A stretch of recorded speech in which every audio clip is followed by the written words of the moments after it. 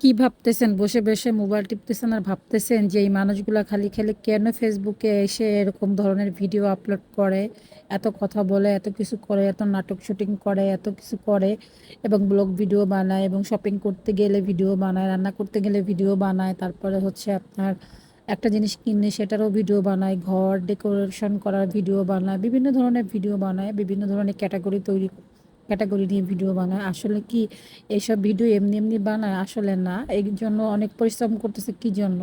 যে কোনো মানুষ যে কোনো একটা জিনিস পাওয়ার আশায় কিন্তু পরিশ্রম করে, কষ্ট করে, এটা কিন্তু বুঝতে হবে।